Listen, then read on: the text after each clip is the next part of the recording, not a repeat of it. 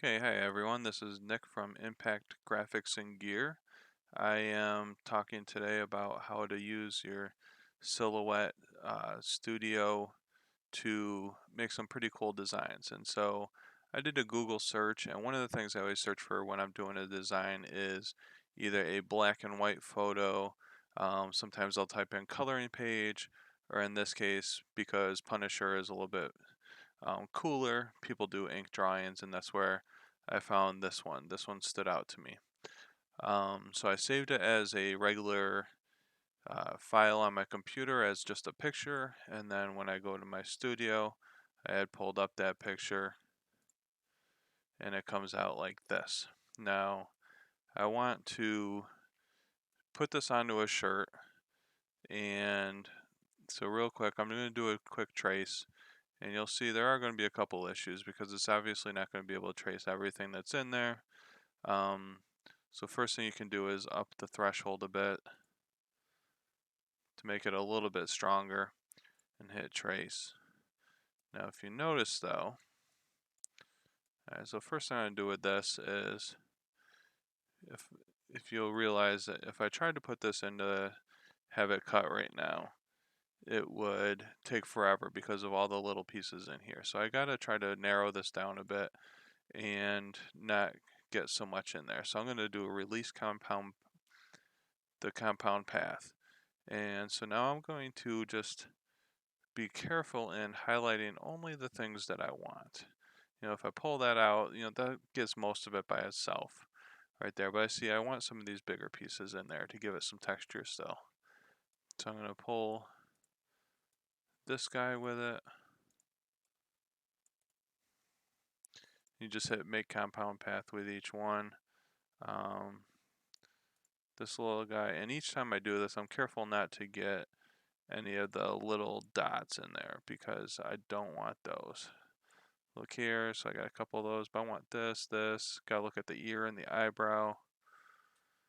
So I'm gonna, basically what I do is I look to see where I can attach it to. The eyebrow can attach closer to the face, so make it there. Once I got that, the ear, make it into one piece.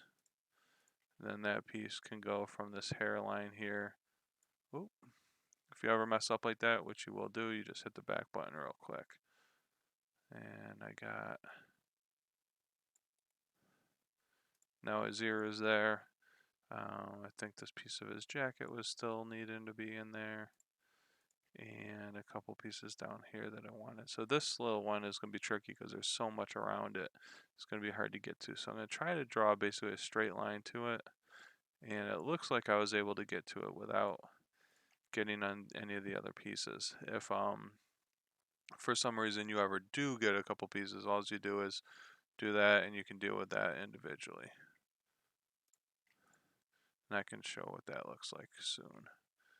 And I'm going to get one more piece. I'm going to grab this one here. Real quick. It looks like a couple other ones down here with this. Grab those. And just a couple more down here. And if you want to see how it's going to look in, you just turn it black. Alright, because then I want his face. A little bit, the texture of his face. Ooh. So then when you pull it out, and now you see all these dots, these are things that the cutter would have had a hard time. They would have tried to print every single one. So now I can cut these. Now what I like to do though is turn this back and see release compound pass on everything. Then you highlight. And if you look right here, I see I got a little dot there, a little dot there, a dot there that I just don't need. So I'm going to try to pull those out individually. This is where sometimes you'll accidentally pull out something you don't want, but that's fine. You can just hit the back button. Always just highlight to see if there's anything else left that, and it's nice because these boxes pop up. I'll pull out that piece there. Looks like one more, yeah. And sometimes even though you can't see them, the printer will see them. Oh, like that, I accidentally pulled out the wrong piece. I just hit the back button. Pull out what I want.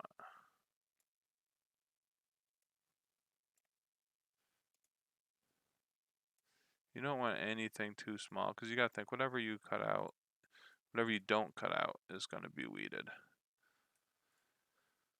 And if it's too small, it's going to be really hard. So I got black. Now here's my problem.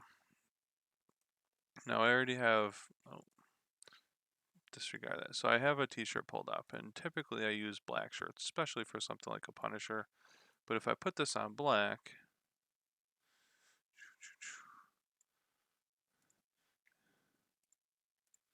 oh, let me color him so you can see he doesn't even come through, right? If I even get rid of the cut lines like this, it doesn't come through. Now, so you say, oh, well, what about a white shirt? Put on a white shirt. Yeah, and it looks like an ink drawing, but one of my issues is I want to see this here. I want to see the skull.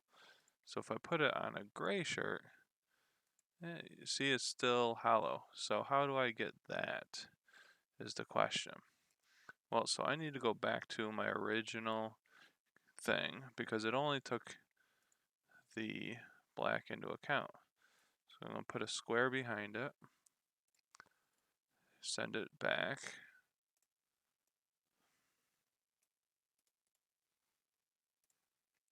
Bring that front. Now I can see all the white. Okay, and it's important that I'm seeing his face too because I want to trace the white basically in. So I still use the trace feature. Going to do a quick grab of that. And it's going to trace everything around it. Similar to what I did before, I'm just going to hit trace. Now when I hit the release compound path, come on. Alright, I get this box first, I can cut this box. And so if I were to, because it's easier to see always with black, I turn it black to see what is I want to look at. Again, you see all those things, so I'm going to turn it back. Alright, kind of like before. Now, I want to see something. With this one that I did, see the issue is his face, if I were to put it here on this t-shirt, his face would be all gray. And I kind of want the black and white to be together, so I'm going to do this whole thing.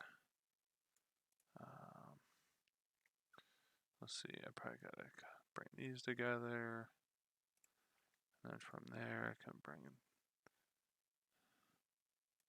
these together, bring each of these things in.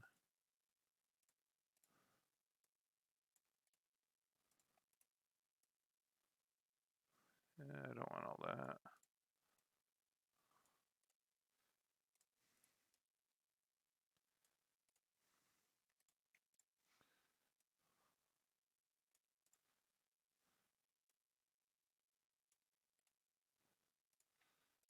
Let's see where I am at. Yeah, I still want this big piece right here, so I'm gonna hit the back button and put that piece with there. Hopefully not get to any.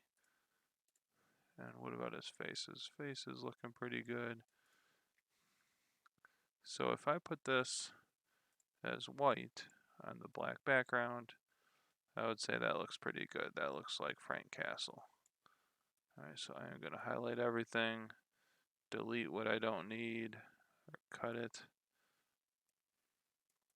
I'm going to go back to this and make it just like I did before. I'm going to release compound path again, see what I need to still pull out. So I see, especially down here where I was being real quick, I had some extra pieces that I just don't really need.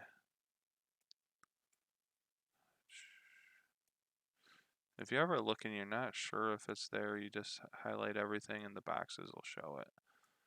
I'm going to pull this. Oh, I don't want that. So I'm going to leave that as is. That's not too bad. And look up here again. A little piece by the hair. Alright, so now I'm going to make this one big compound path again and turn it white. Now, when I combine it with my other one, right, they should be able to overlap. And what you're going to have to figure out is, when you overlap these, because you're going to put these on a shirt, typically what I'll do is the the black, the darker color is the one that I'll pull to the front. Okay, so if I put them together and they're on a gray shirt, they will come out essentially like this. And you'll have to line up a little bit. You see here, there's a little gray showing through. You're never going to get perfect, probably, but I think it looks pretty good. All right, if you like what you see here, you can just do a Google search of impactgraphicsgear.com and check out my website where I do sell some custom design shirts. And usually this is what we do. You tell me something you want, I find a design for it, and see if you like it. All right, thanks for joining. Please like this video and subscribe if you want to see some more. Thank you.